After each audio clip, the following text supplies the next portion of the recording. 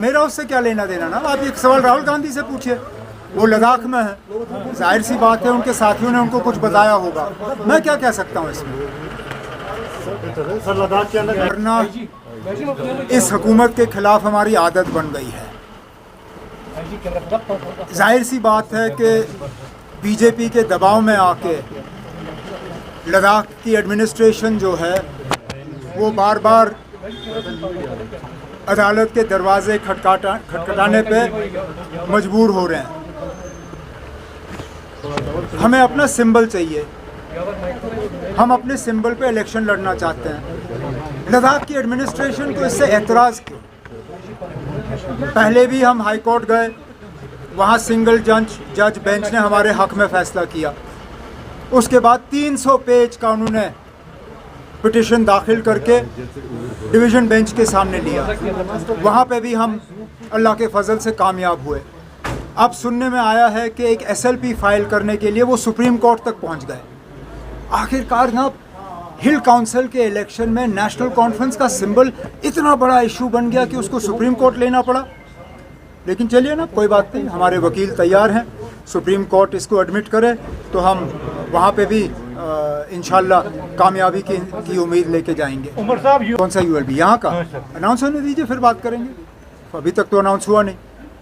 सुना है एक आध कैंडिडेट जो है वो मैदान में उतर चुका है, लेकिन हमें तो अभी इसकी कोई खबर मिली नहीं है।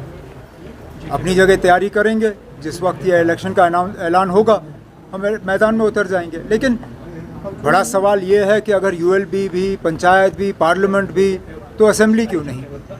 आखिरकार क्या वजह है कि बार बार जो है बीजेपी असेंबली इलेक्शन से भागने का काम कर रही है? इतना डर क्यों? आइए मैदान में उतरिए और कीजिए लोगों का सामना, देखते हैं कौन कहाँ पे खड़ा है। मशार मुल्क की मिनिस्टर बनी तो हमारा क्या लेना देना उससे? हमारा क्या लेना देना ना? कह रहे हैं कि ये सेपरेटिज्म को बढ़ाने के लिए किया गया। देखिए, क्या पाकिस्तान से पूछ के हम अपने मंत्री बनाते हैं? अगर हम पाकिस्तान से पूछ के अपने मंत्री नहीं बनाते तो फिर हम क्या उम्मीद लेके बैठे कि पाकिस्तान हमसे पूछ के मंत्री बनाए? ये पाकिस्तान का अंदरूनी मामला है, हमें इससे क्या लेना देना? PM ने जो कहा, राहुल गांधी ने जो कहा, देखना मैं लद्दाख में हूँ नहीं, मुझे पता नहीं कितने साल हो गए लद्दाख गए हुए। लद्दाख की ज़मीनी सतह पे हालत क्या है मैं उसके बारे में आपको कह नहीं सकता हूँ। राहुल गांधी खुद लद्दाख में है। मैंने जैसे कहा है, जाहिर सी बात है कि शायद अपने साथियों से उन्होंने कुछ सुना होगा, सुना है तो वही बेहतर बता सकते हैं ना, मैं इसमें कुछ कह नहीं सकता। हम भी कहते हैं ना, जिन लोगों ने जम्मू कश्मीर के लोगों को गलत रास्ता दिखाया वही कसूरवार है। बंदूक किसने लाया? जहां आप खड़े हैं, जिस तंजीम के दफ्तर पे आप खड़े हैं, सबसे ज़्यादा कुर्बानियां सिक्योरिटी फोर्सेस के बाद इस तंजीम ने दी हैं। हमारा दफ्तर जो है भरा हुआ है उन लोगों की तस्वीरों से जो पिछले 30-35 सालों में ग्रेनेड, माइन, गोलियों के शिकार हुए हैं। ये आप मुझसे कह रहे हो ना कि यहाँ तबाही का क्या असर रहा है? वो मेरे साथियों से पूछिए, मेरे फैमिली मेंबर से पूछिए, मेरे दोस्तों से पूछिए। हमें पता है ना, LG साहब तो कल के आए हुए हैं, कल के चले जाएंगे। हमें पता है इस बंदूक का कितना असर यहाँ के फैमिलीज़ पे पड़ा हुआ है। और हमने पहले दिन से कहा कि यहाँ के लोगों को गुमराह किया गया, बंदूक दिखा के उनको गलत सपने दिखाए गए।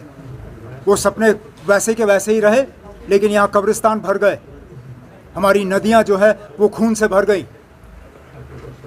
LG साहब ने कोई ऐसी बात नहीं की जो हम पहले से नहीं कहते आए हैं।